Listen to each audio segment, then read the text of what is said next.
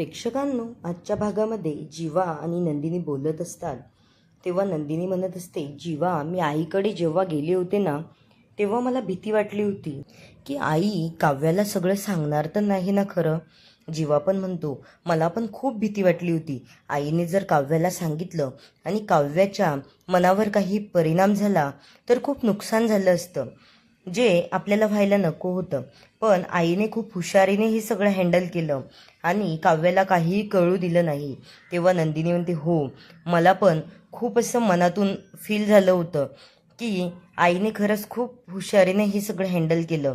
आणि बघा जीवा, नंतर ती रूम लॉक करायला जाते. जीवा म्हणत असतो, हे काय चाललंय तुझं? नंतर नंदिनी म्हणत असते, थांबा तुम्ही 1 मिनटं. नंतर ती दार बंद करते आणि जीवाचे हात बांधते. जीवा म्हणतो, नंदिनी, हे काय चाललंय तुझं? काय विचार आहे तुझा? नंतर नंदिनी म्हणते, अहो जीवा, तुमचा रोमॅन्स तर आपोआप कमीच झाला आहे. रोमॅन्टिक राहिलेच नाही तुम्ही पहिल्यासारखे. जीवा म्हणत असतो, माझा रोमॅन्स बघ आता. नंतर ती त्याचे हात बांधते. तेव्हा जीवा म्हणतो, कर, तुला काय करायचं ते कर, माझी काहीही हरकत नाही आहे. आणि नंतर तो म्हणत असतो, लाईट्स ऑफ, आणि यांचा थोडा रोमॅन्टिक डान्स सुरू असतो. नंतर नंदिनी आणि जीवा खूप रममाण होऊन सगळं काही विसरून आपल्या विश्वामध्ये खूप छान पद्धतीने एन्जॉय करत असतात. आणि रात्र असते त्यामुळे कुणीही त्याला डिस्टर्ब करत पण नाही.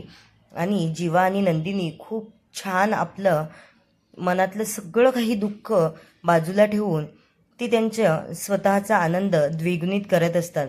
तेव्हा जीवा म्हणत असतो, नंदिनी, खरंच मी खूप लकी आहे, मला तुझ्यासारखी बायको भेटली.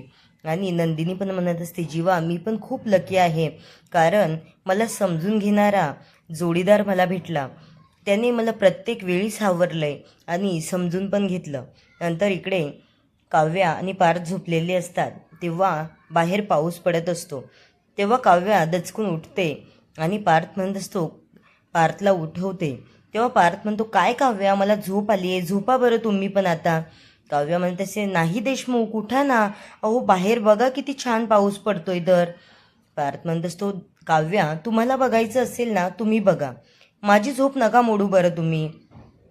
नंतर काव्या म्हणत असते, अहो देशमुख, उठा ना प्लीज, मला एकटीला बाहेर जायची भीती वाटते, एकतर रात्र पण झाली आहे. पार्थ म्हणत असतो, नाही, मी नाही उठणार, मला खूप झोप येते. तुम्हाला पाऊस बघायचा असेल तर पाऊस बघा, नाहीतर तुम्ही पण झोपा.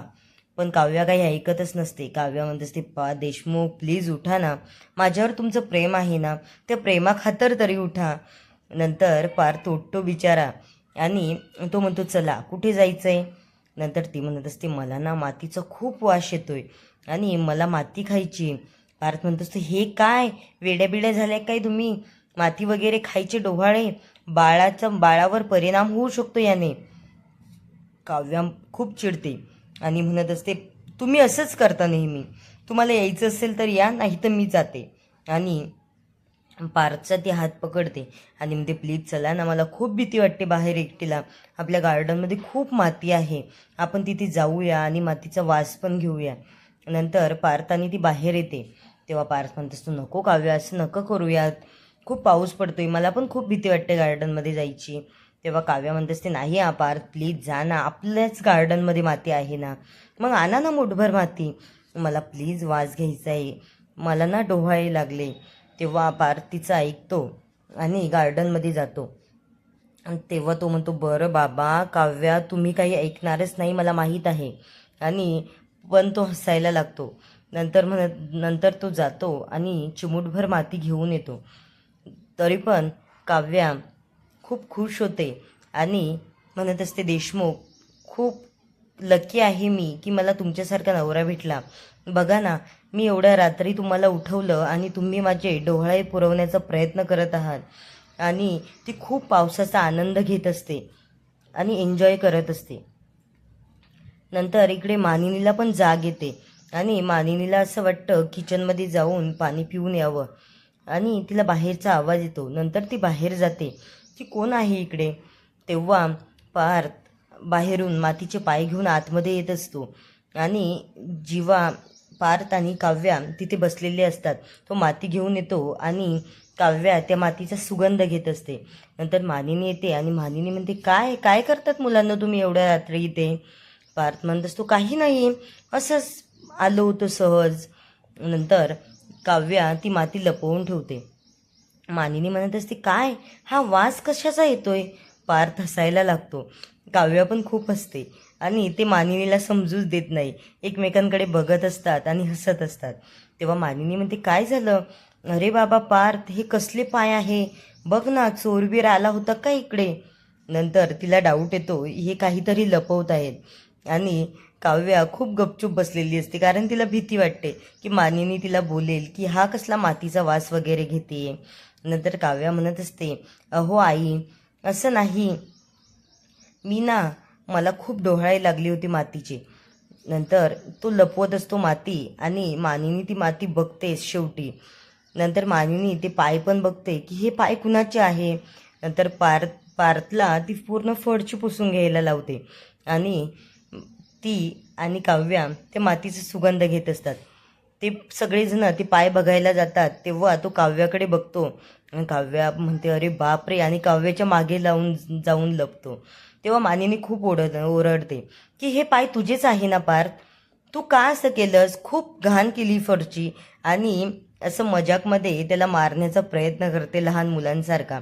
तेव्हा काव्या म्हणते, थांबा थांबा तुम्ही 1 मिनटं. नंतर पार्थ म्हणत असतं, नको ना आई, आणि मानिनी त्याच्यावर ओरडत असते. त्याच गडबडीमध्ये ती ते मातीच्या वरचं ताट काढून बघते आणि म्हणते, हे काय बघतीये मी? माती आणि ताटामध्ये कशासाठी आणली ही? तर पार्थ म्हणत असतो, आई कशासाठी नाही, का आणली ते विचार. काव्या म्हणत असते, गप्प गप्प बसा ना देशमुख प्लीज तुम्ही, मी सांगते ना.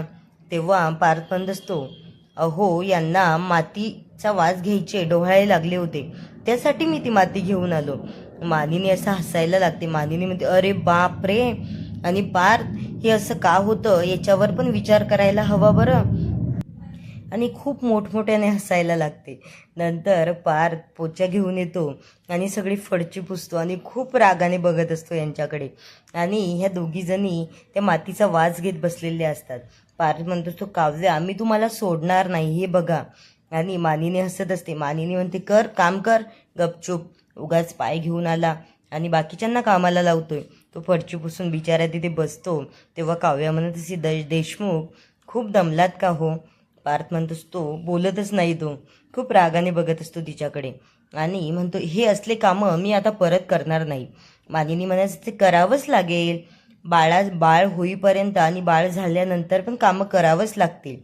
नंतर काव्य म्हणत असते, बघा माझी सासू. आणि मानिनी खरंच खूप गोड सासू आहे. प्रत्येक वेळी ती सुनांना समजून घेते, कधीच काही बोलत नसते. नंतर ती समजावत असते, मला पण असेच डोहाळे लागायचे आणि मी पण पार्थच्या वेळेला खूप माती खाल्लेली आहे, त्यामुळे मला असं वाटतंय पार्थचं बाळ पार्थवरच जाईल, म्हणून तुला पण माती खायचे डोहाळे लागले असतील. आणि काव्या खूप शांतपणे तिचं बोलणं ऐकत असते, पण पार्थवर ती खूप ओरडते आणि ती म्हणते हिचे डोहाळे पुरवायचे पूर्ण, आणि हसायला लागते. नंतर काव्या म्हणत असते, हो पार्थ तशी छानच आहे, ती नेहमीच माझं ऐकतात. मानिनी म्हणत असते, हो तो आता बाबा होणार आहे ना, मग त्याला ऐकावंच लागेल. पार्थ पण तिथे बसून गपचूप ऐकत असतो यांचं. काव्या म्हणत असते, पण मला ना आता मातीच खावीशी वाटते. मानिनी म्हणत असते, अगं पण ही माती खायला नको, बाहेरून जाऊन दुसरी माती आणूया, कारण ही गार्डनमधली माती थोडी विषारी असते, आपण फुलांच्या झाडांवर वगैरे औषध फवारणी करतो ना, त्यामुळे. नंतर काव्या तिचं बोलणं ऐकते आणि पार्थ पण म्हणत असतो, हो आई म्हणती ना ते एकदम बरोबर आहे. आणि तोपर्यंत इकडे सकाळ होते. यांच्या गप्पा सुरूच असतात, खूप हसतात बोलतात आणि खूप वेळ यांनी हा सीन घेतलेला आहे. पार्थ पण खूप समजावतो की काव्याला वेगवेगळ्या पद्धतीचे डोहाळे लागत आहेत. आणि मानिनी म्हणत असते, जा बरं आता झोपायला, बराच वेळ झालेला आहे. तेव्हा पार्थ तिला घेऊन झोपायला जायला लागतो आणि इकडे सकाळ होते. सकाळी सकाळी पार्थ परत काव्यासाठी कॉफी बनवायला येतो आणि नंदिनीला सांगत असतो, आम्ही रात्री खूप वेळ जागी होतो आणि काव्या मातीचा वास घ्यायचा होता काव्याला, त्याचे डोहाळे लागले होते. नंदिनी खूप हसायला लागते. आणि ते म्हणतात, बरं झालं तुम्ही झोपलेल्या होता, नाही तर तुम्हालाही आवाज येऊन तुम्ही पण खाली आला असतात. नंदिनीला तो त्यांचा डान्स आठवतो आणि तिला परत खूप छान वाटत असतं.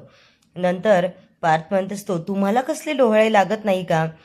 लगेच तिथे जीवा येतो आणि जीवा म्हणतो, हो लागतात ना डोहाळे, हे बघा माझ्या बायकोला आता सध्या ब्रेड खायचे डोहाळे लागले आहेत.